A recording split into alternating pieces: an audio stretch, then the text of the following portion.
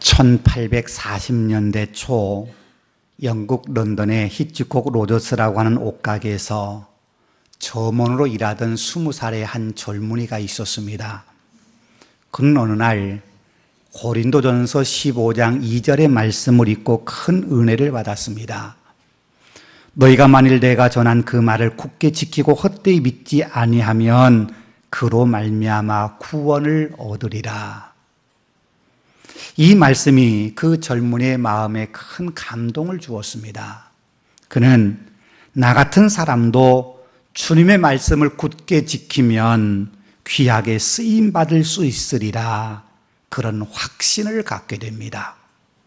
그래서 그는 주말마다 12명의 친구들과 함께 모여서 성경 공부를 하고 기도를 하는 모임을 갖게 되었습니다. 당시 영국은 산업혁명 이후 혼란의 소용돌이 속에 있었습니다. 그런 혼란 속에서 런던의 젊은이들은 저녁 시간에 대부분을 멋대로 분망하게 보냈고 여기저기 오락을 즐길 거리를 찾기 위해서 헤매고 다녔습니다. 그들의 말투, 부도덕함, 술타령 등은 어느 것 하나 악하지 않다고 말할 수 없을 정도로 방탕한 생활을 했습니다. 그런 젊은이들을 위해서 무언가 올바른 일을 해야 한다고 생각한 그는 뜻이 맞는 12명의 친구들과 함께 성경 공부하고 기도 모임을 시작한 겁니다. 그리고 기도하던 그 12명의 젊은이들이 올바른 사회를 만들어야 할 책임감을 느끼고 1844년 6월 6일 그 청년의 하숙방에서 한 모임을 만듭니다.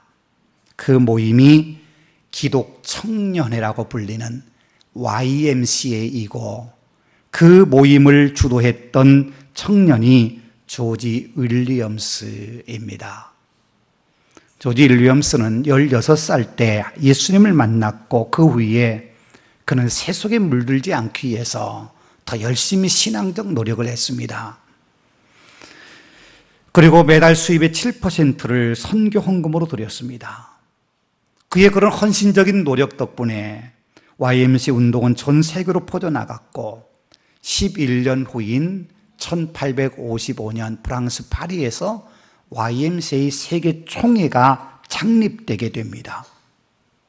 전 세계적으로 혼란한 상황 속에서 방황하는 수많은 젊은이들에게 그 YMCA를 통해서 그리스도의 복음이 전파되게 되고 영적 개선을 이루는 데 엄청난 업적을 남기게 됩니다. 그의 그런 헌신과 수고의 공로로 나중에 그는 영국 여왕으로부터 기사자기를 수여받게 됩니다. 여러분, 한 젊은이의 헌신과 수고 그리고 믿음이 지금 세계 전역에 그리스도의 사랑을 전하며 젊은이들에게 희망을 전하는 세계적인 기구가 되었습니다. 한 사람의 헌신, 한 사람의 수고, 한 사람의 믿음이 그런 위대한 역사를 만들어낸 겁니다. 하나님께서는 믿음의 사람을 쓰십니다. 믿음으로 자신을 헌신하며 하나님께 자신을 드린 바로 그 사람을 통해서 하나님은 위대하고 놀라운 역사를 만들어 가십니다. 그런데 우리가 기억해야 될 것은 하나 있습니다. 하나님께서 크고 위대하게 쓰시는 사람이라 할지라도 때로 그도 절망하고 낙심하고 방황할 때가 있다는 사실입니다. 때로 잘 진행되어가는 일이 전혀 뜻하지 않은 일에 가로막혀 한치도 앞을 향해 전진해 갈 수 없는 답답한 상황을 맞기도 하고요.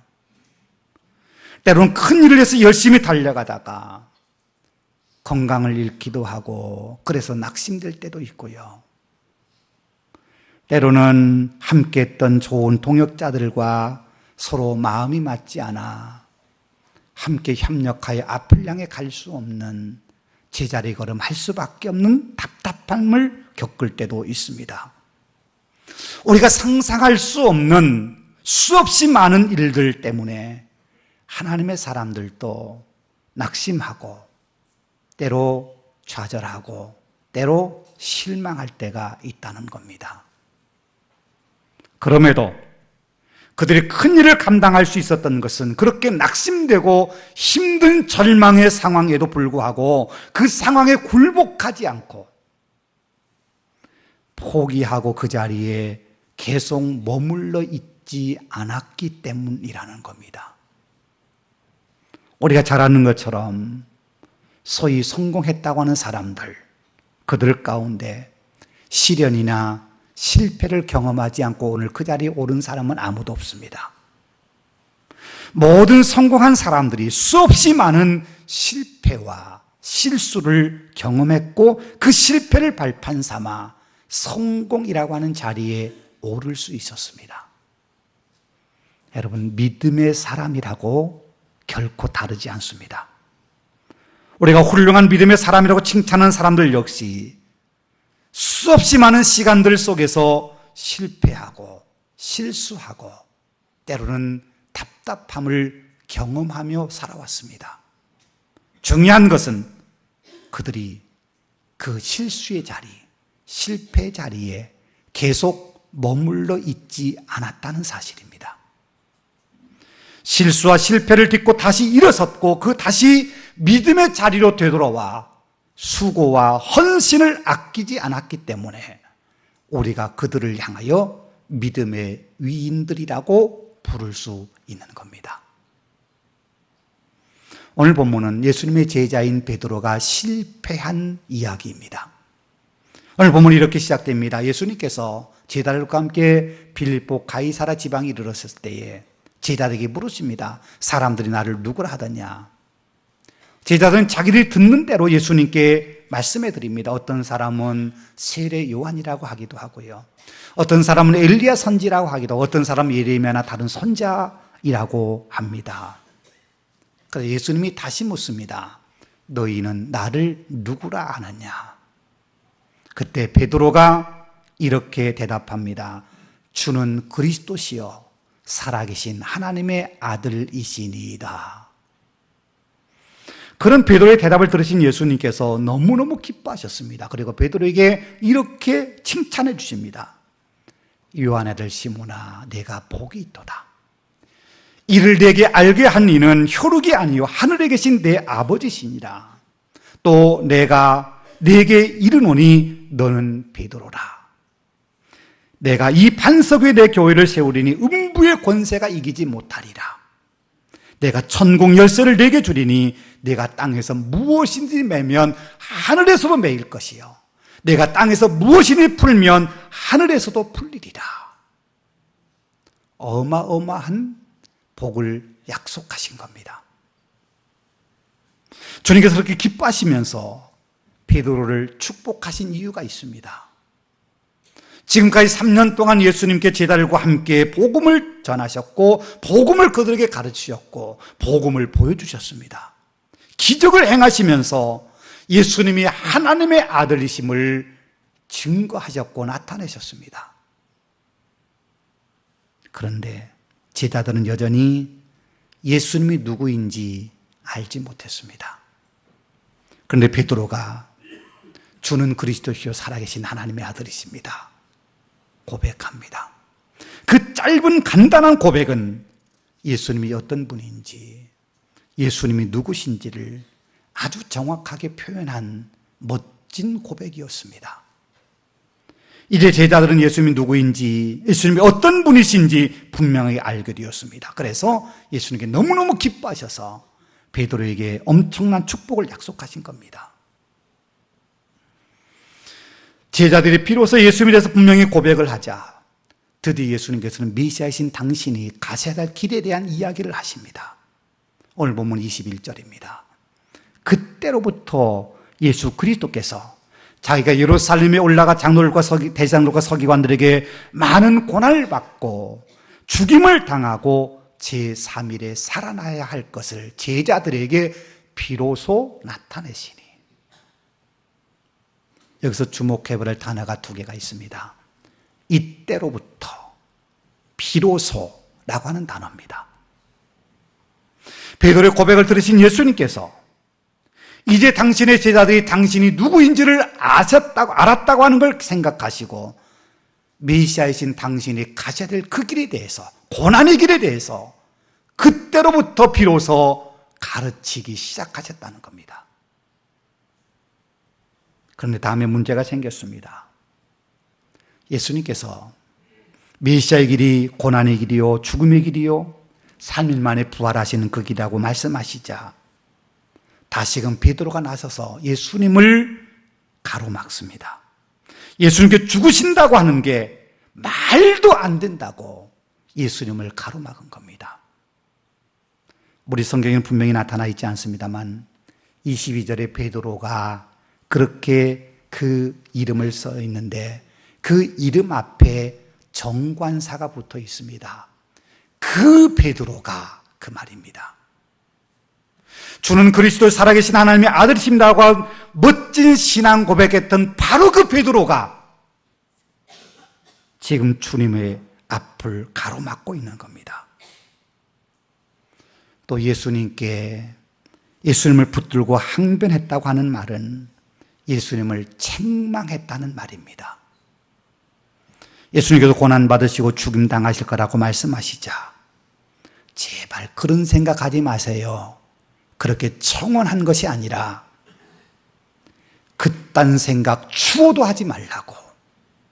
마치 아버지가 잘못 생각하고 있는 아들을 책망하고 꾸짖듯이 베드로가 예수님을 꾸중하고 있는 겁니다. 왜 베드로가 예수님을 꾸중합니까? 그 다음에 예수님의 말씀을 통해서 우리는 그 이유를 알 수 있습니다. 예수님께서 베드로에게 사탄아 내 뒤로 물러가라 그렇게 말씀하시면서 너는 하나님의 일을 생각하지 않고 사람의 일을 생각하는도다 그렇게 말씀하십니다. 베드로가 예수님을 꾸중하면서 메시아이신 예수님이 가셔야 될 그 길을 가로막은 이유는 하나님의 일을 생각하지 않고 사람의 일을 생각했기 때문입니다. 우리가 이해하기 쉽게 표현한다면 하나님의 입장에서 하나님의 관점에서 바라보지 않고 사람의 입장에서 사람의 관점에서 바라보고 생각했기 때문이라는 겁니다. 그렇습니다, 여러분요. 사람 입장에 생각한다면 스승이신 주님께서 고난받고 죽으신다는데 어느 누가 그걸 쉽게 받아들일 수 있겠습니까? 더군다나 예수님이 누굽니까? 온 백성들이 지금 메시아로 추앙하고 있는 분위기입니다. 많은 사람들이 그 예수님이 이스라엘을 로마의 압제로부터 해방시켜줄 분이라고 기대하고 있습니다. 그런데 그 예수님이 죽으시다니 그럼 우리 민족은 어떻게 하라고? 쉽게 받아들일 수 없는 말씀이었습니다. 그래서 베드로는 예수님에게 추호도 그런 생각하지 말라고 예수님을 책망한 겁니다.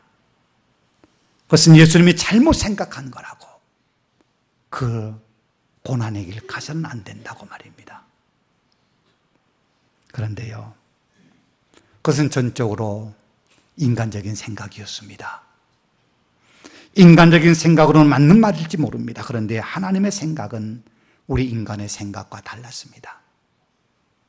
예수님을 향한 하나님의 생각은 우리 인간이 기대했던 기대와 우리 인간이 생각했던 생각의 폭을 훨씬 넘어섰습니다. 하나님께서 예수님을 말씀하신 것처럼 당신의 독생자를 이 땅에 보내신 이유는 고난받고 죽으심의 길을 가도록 당신의 독생자를 이 땅에 보내신 이유는 이스라엘 로마로부터 해방시키시기 위해서가 아니라 온 인류를 죄의 속박으로부터 해방시키시기 위해서였습니다. 그것은 인간의 생각은 도저히 생각할 수 없는 하나님의 놀랍고 신비로운 계획입니다. 그런데 주는 그리스도의 살아계신 하나님의 아들이라고 고백한 멋진 고백했던 베드로도 그 하나님의 계획을 알지 못했습니다. 그래서 주님이 고난의 길을 가신다고 말씀하실 때 십자가의 길을 가지 말라고, 고난의 길을 가서서는 안 된다고 예수님의 앞을 가로막은 겁니다. 그때 예수님께서는 십자가의 길을 가로막은 베드로를 향해서 사탄아, 내 뒤로 물러가라, 그렇게 말씀하십니다. 죽으시겠다는 생각 추호도 하지 말라는 그 베드로를 향해서 사탄아, 내 뒤로 물러가라. 무슨 말입니까? 지금 내가 한 그 말이 사탄이 하는 말과 똑같은 거야. 너는 지금 사탄의 종로로 타는 것과 다르지 않아. 사탄의 앞잡이하고 있는 거야. 그렇게 말씀하신 겁니다. 여러분, 그 베드로가 누굽니까? 멋진 신앙 고백한 사람 아닙니까? 준 그리스도시요 살아계신 하나님의 아들이라고 하는 멋진 신앙 고백을 통해서 예수님께 어마어마한 칭찬과 축복을 받은 사람입니다. 너는 베드로라, 이 반석 위에 음부가 이기지 못하는 내 교회를 세우리라, 그렇게 칭찬받은 사람입니다. 내가 천국 열쇠를 내게 주겠다. 내가 땅에서 매면 하늘에서도 매일 것이고 땅에서 풀면 하늘에서도 풀릴 것이라고 하는 어마어마한 축복을 약속받은 사람입니다. 그런 베드로인데 그 베드로가 한순간에 사탄의 앞잡이 노릇하는 사람으로 전락해버리고 말았습니다. 왜요? 인간적인 생각으로 생각하니까, 인간적인 생각으로 예수님을 바라보니까 하나님의 일이 인간적인 생각으로 판단하다 보니까 사탄의 종로로 탄 결과를 만들어내고 말았던 겁니다. 여러분, 인간적인 생각이라고 하는 게 뭡니까? 쉽게 얘기하면 자기 입장에서 자기에게 유리한 쪽으로 생각하는 겁니다. 우리가 흔히 하는 말로 이야기한다면 이기적인 생각입니다. 베드로가 예수님의 순환의 길을 가로막은 이유는 크게는 말씀드린 것처럼 이스라엘을 로마의 압제로부터 해방시킬 분이 당신인데 당신이 죽으신다는 게 말이 됩니까? 물론 그런 생각도 있었겠지요. 그러나요, 좀 더 직접적으로 생각해 보면 아마 이런 생각이 더 크지 않았을까요? 주님, 제가 주님에서 3년을 희생했습니다. 3년 동안 주님 따라다녔는데, 주님께 기대 걸고 희망 걸고 따라왔는데 주님이 죽으시다니요. 그럼 우리는 난 뭐가 되는 건가? 뭐가 된단 말입니까? 어쩌면 자신의 불안한 미래에 대한 걱정, 염려, 이것이 베드로의 마음속에 더 강하게 역사하지 않았겠습니까? 이기적인 생각이 사로잡히니까, 내 관점에서 바라보니까 신앙적인 선택을 하지 못하고, 심지어 주님이 하신 말씀, 주님이 가셔야 될 길조차도 이해할 수 없고 받아들일 수 없었던 겁니다. 그래서 믿음의 자리에 서지 못하고 실패의 자리, 실수의 자리, 좌절의 자리, 낙심의 자리, 불신앙의 자리에 서게 된 겁니다. 그렇다고 우리가 한없이 불신과 이기적인 욕심의 자리에 머물러 있을 수만은 없습니다.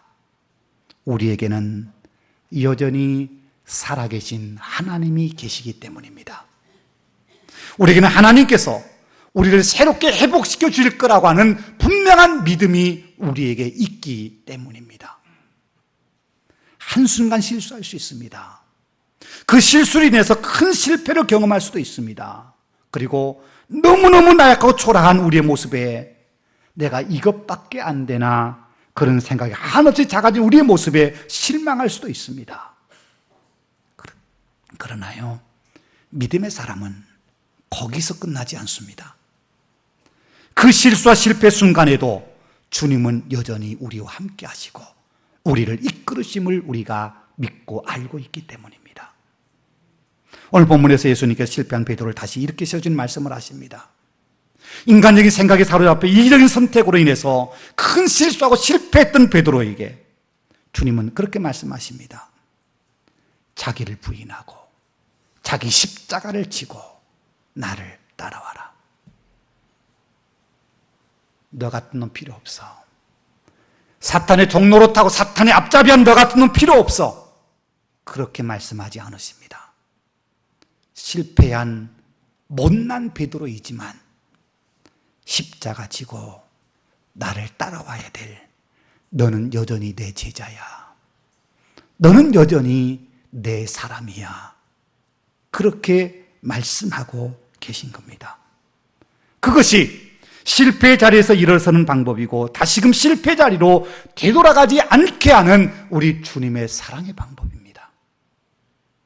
인간적인 생각, 이기적인 욕망에 사로잡혀 있는 우리의 자아를 부인하고 우리 어깨에 지워진 십자가를 지고 주님을 따라갈 때 주님은 여전히 우리를 사랑하시고 우리에게 그 십자가를 질 수 있는 힘을 공급해 주십니다. 베드로가 오늘 본문에서만 실수한 건 아니었습니다. 겟세마네 동산에서 기도하신 후에 예수님께서 붙잡혀 가실 때 베드로가 멀찍이 예수님들을 따라갔습니다. 그리고 대제사장의 뜰에서 한 여종이 당신도 예수와 함께한 그 갈릴리 사람 아니냐고 물을 때 그는 3번이나 예수님을 모른다고 부인했습니다. 불과 몇 시간 전에 절대로 주님을 버리지 않겠다고, 다른 제가 다 버릴지라도 저는 주님을 버리지 않겠다고, 주님과 함께 죽을지언정 주님을 부인하지 않겠다고 호언장담했던 베드로입니다. 그런데 그 베드로가 많은 사람들 앞에서 여종이 한 물음 앞에 나는 예수님을 모른다고, 나는 예수님과 관계없는 사람이라고 예수님을 철저하게 부인하고 말았습니다. 주님과 함께 죽겠다고 다짐했던 그 베드로가 말입니다. 그런데 베드로를 주님께서는 사랑스러운 눈으로 바라보셨고 주님의 시선과 마주치자 베드로는 자신의 잘못을 깨닫고 밖으로 나가 심히 통곡하며 회개합니다. 예수님께서는 그렇게 베드로를 다시금 일으켜 세우셨습니다.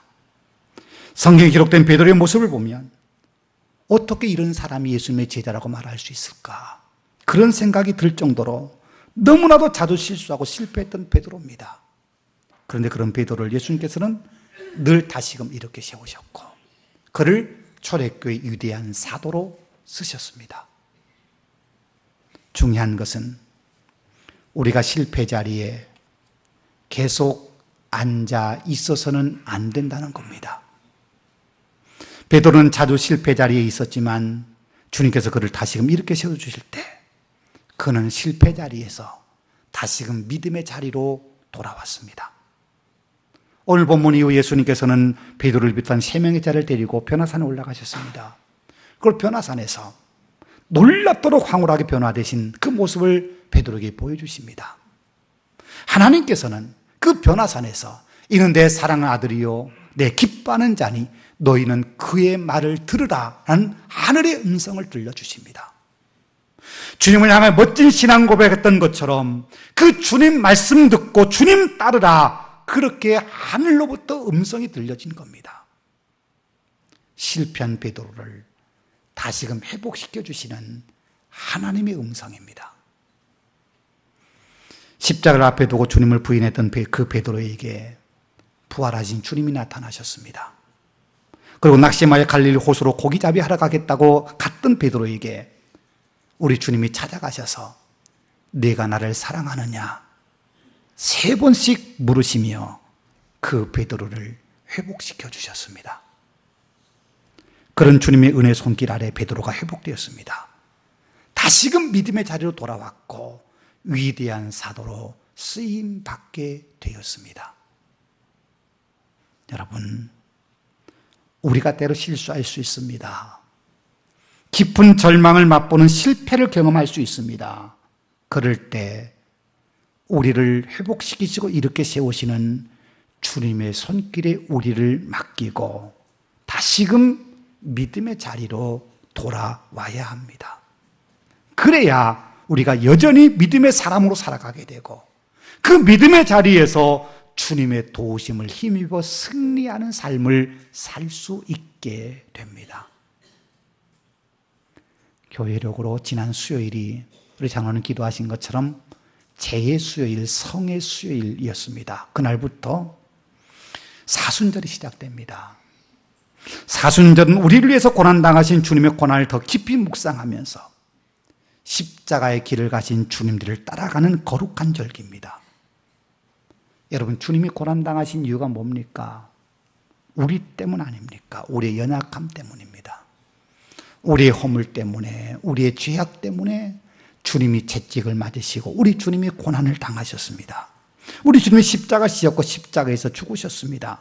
우리를 살리시기 위해서 말입니다.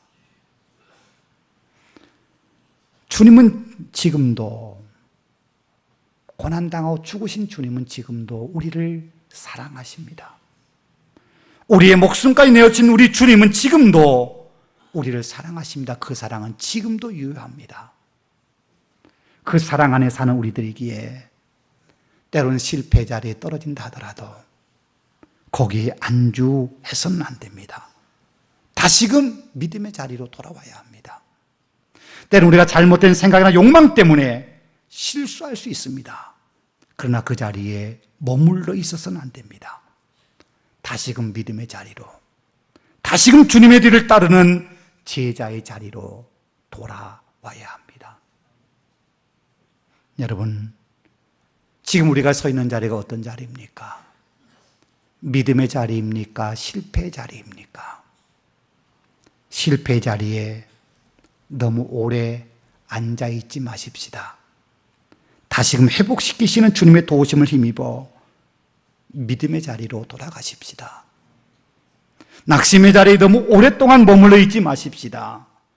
우리를 이루하시는 주님의 선한 손길을 붙잡고 다시금 일어서십시다. 주님이 지금도 우리를 사랑하시고 지금도 우리를 이끌어 주시기 때문에 그 주님의 손을 붙잡고 일어서십시다. 믿음의 자리로 다시금 돌아오십시다. 기도하겠습니다.